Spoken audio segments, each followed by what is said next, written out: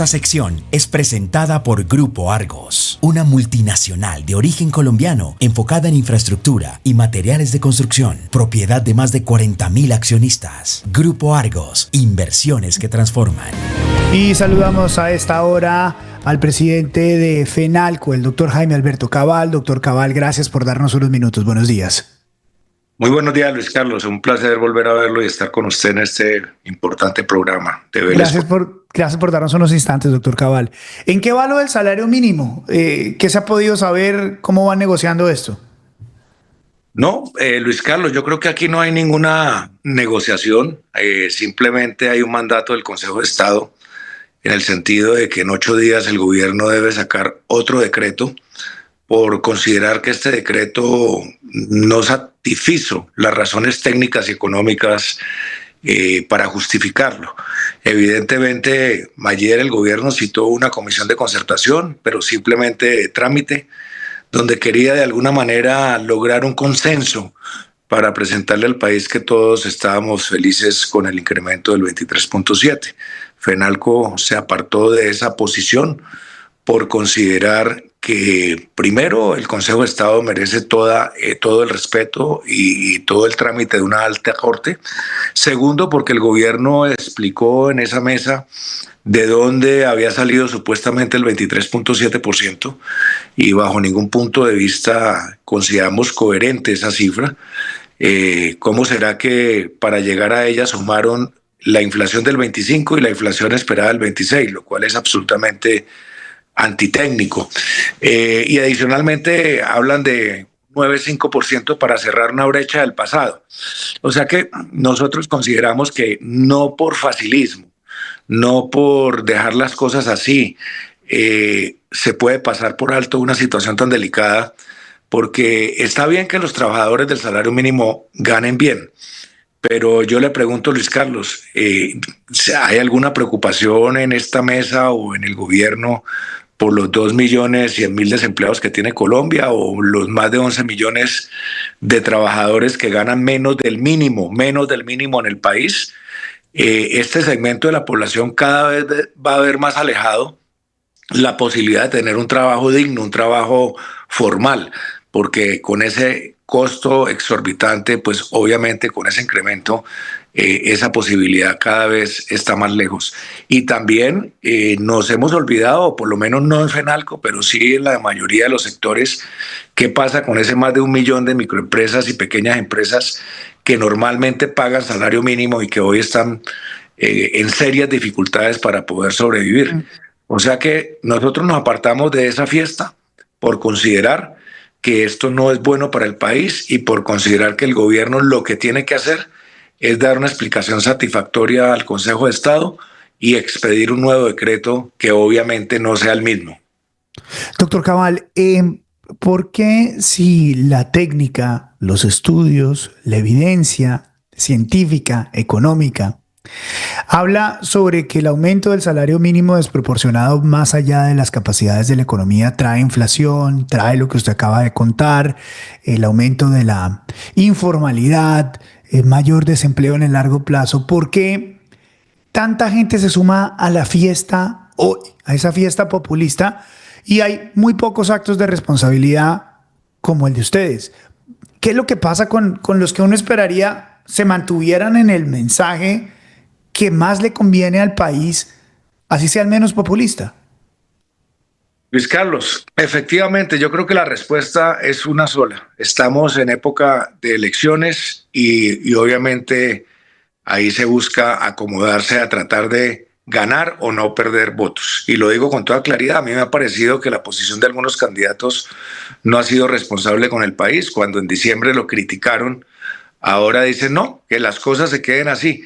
Pero lo que no se han dado cuenta es que se está poniendo en riesgo más de 700.000 puestos de trabajo. Con la posición de FENALCO, y usted que tiene una audiencia muy importante, yo quisiera explicarle a la opinión pública que nosotros estamos pensando primero en esos trabajadores. Mire que ya empezaron a hacer recorte las empresas de vigilancia, mire que ya empezaron a hacer recorte de personal las empresas de aseo, lamentablemente, porque no pueden sobrevivir con esos costos.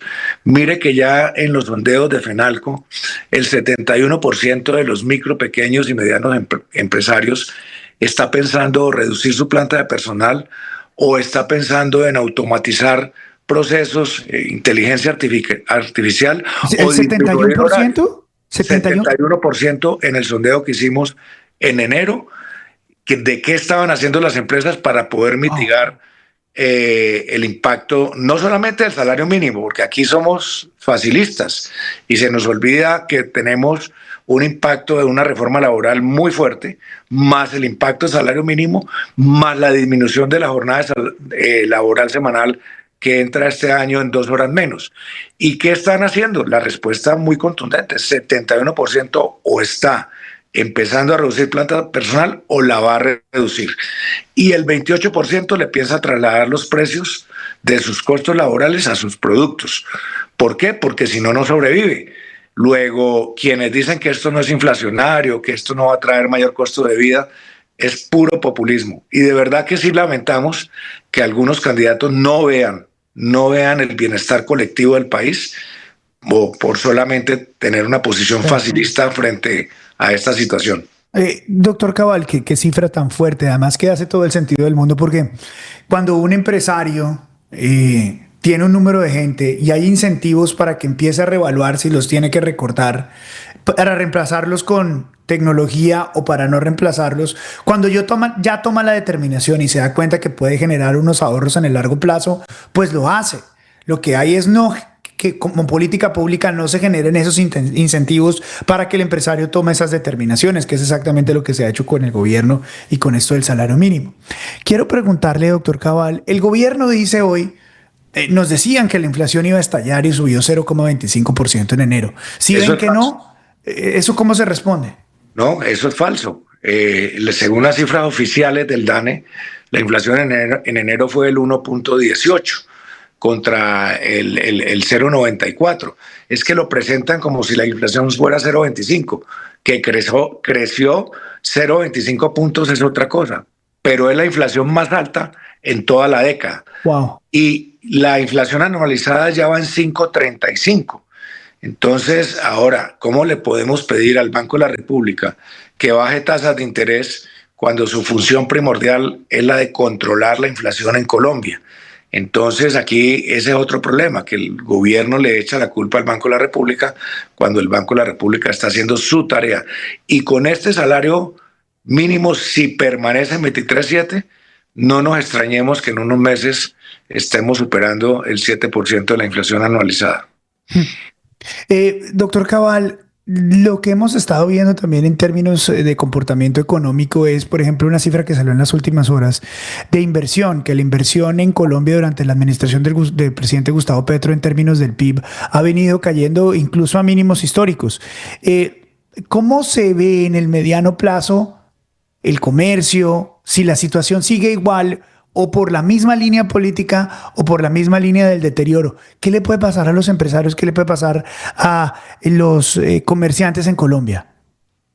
Luis Carlos, muy buen análisis, porque permítame decirle que el crecimiento que hemos tenido, que entre otras cosas es un crecimiento mediocre, ya el DANE lo corrigió ayer al 2.6 y no la fiesta que estaban diciendo que iba a estar por encima del 3%, se debe al consumo. Siempre el PIB, el crecimiento del PIB tiene dos grandes jaloneadores, usted sabe, el consumo y la inversión. Y se debe al consumo por razones muy especiales. Uno, por la altísima burocracia que tiene el país, que es el gasto público está disparado, está consumiendo. Dos, por el incremento de las remesas internacionales, que es bien importante. La bonanza cafetera, que fue fortuita, pero ante todo por el dinero que hay en la economía subterránea de Colombia, que es producto de la minería ilegal y el narcotráfico. Pero ¿qué pasa cuando eso de alguna manera se acabe o se controle? Que el otro motor del crecimiento es la inversión, y resulta que la inversión privada viene decreciendo, la inversión extranjera sobre todo, es decir, los extranjeros no quieren venir a invertir en Colombia en estas circunstancias. El último dato que tenemos es que decreció el 14%, el año pasado lo había hecho al 15%. Entonces, pues esa es una situación compleja, porque hoy si uno mira y descompone el crecimiento del PIB, el gasto de la administración pública es uno de los motores de ese crecimiento. Pero eso no es real, eso no es una economía real, eso está fundamentado en una economía improductiva que es la burocracia estatal. Pues doctor Cabal, como siempre, nos encanta escucharlo porque es un análisis correcto, honesto, decente, no populista sobre la realidad de la economía colombiana y la que reflejan los comerciantes y la que refleja usted siempre que conversamos. Le agradezco mucho por su tiempo, es usted muy amable, muy gentil. Muchas gracias, Luis Carlos. Feliz día. Un abrazo. Gracias, doctor Cabal. Doctor Jaime Alberto Cabal, dándonos la verdadera imagen de lo que está pasando económicamente, ¿no? El populismo que hay actualmente porque tenemos elecciones, todo el mundo aplaudiendo, un aumento insostenible en términos del salario mínimo y también la insostenibilidad del gasto burocrático que hay en Colombia que hace que las cifras se vean bien. Eso es insostenible. La entrevista acá en Vélez por la Mañana, lo que pasa, lo que importa, lo que otros no cuentan. Esta sección es presentada por Grupo Argos, una compañía que está acelerando su crecimiento con una nueva plataforma de agregados del Caribe hacia Estados Unidos. La expansión en energía solar, vías y aeropuertos. Grupo Argos, inversiones que transforman.